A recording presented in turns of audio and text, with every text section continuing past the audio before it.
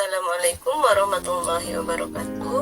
Perkenalkan, saya Imas Komaria SPD dari SD Negeri Karawaci 20 Kota Tangerang, melakukan aksi nyata pada platform Merdeka Mengajar dengan topik lingkungan fisika teks di kelas.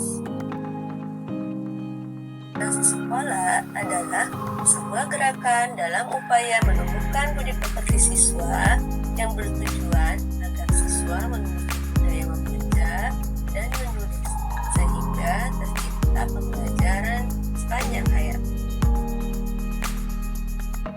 Menurut Darmono, pada tahun 2007, pada lingkungan sekolah, usaha pengembangan minat baca dapat dilakukan dengan prinsip jenjang dan tingkat, yaitu adanya usaha untuk memikat pengguna untuk mulai menyenangi kegiatan membaca, dan upaya untuk mengkondisikan perlunya penyediaan materi bacaan yang sesuai dengan perkembangan peserta didik yang dapat memperkuat minat baca anak.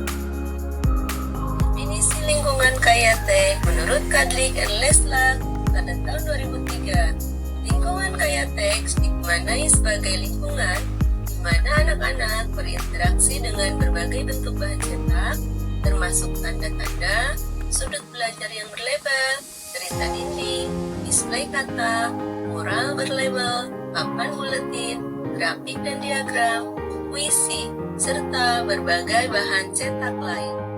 Manfaat lingkungan KYT: 1. Menyediakan teks cetak yang digunakan untuk berbagai tujuan. 2. Membantu siswa mengembangkan pengetahuan tentang bagaimana huruf, kata, kalimat, dan teks berfungsi. 3. Mendorong interaksi antara guru dan siswa dengan cara menciptakan lingkungan KYT bersama-sama.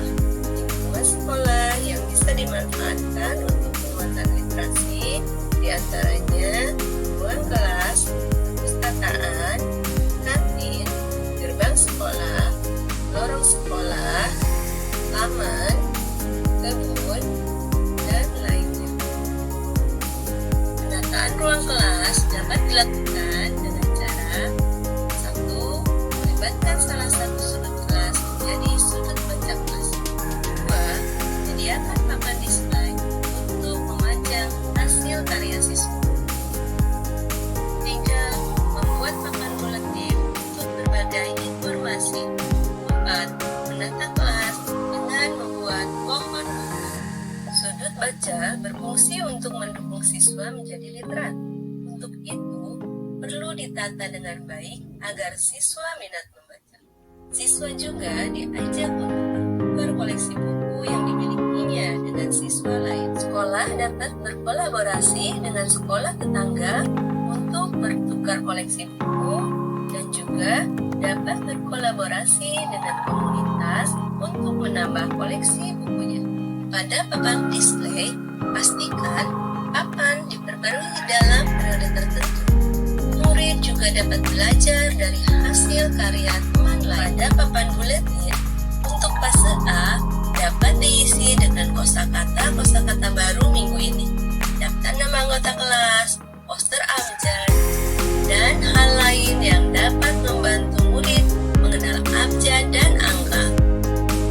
Untuk fase B dapat diisi dengan informasi yang disesuaikan dengan minat murid dan hobinya, mengajak murid menuliskan emosi-emosinya. Papan belajar juga digunakan sebagai petunjuk belajar atau whiteboard. Guru juga dapat menyiapkan artikel yang berkaitan dengan minat baca murid.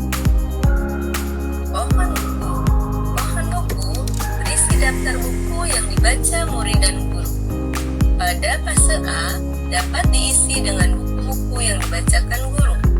Pada fase B, murid menulis sendiri informasinya ditambah dengan hal yang mereka sukai dari buku tersebut.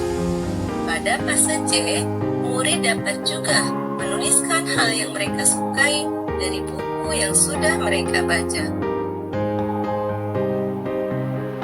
Kesimpulan, lingkungan fisika teks di kelas sangat bermanfaat untuk menumbuhkan minat baca siswa pada semua fase.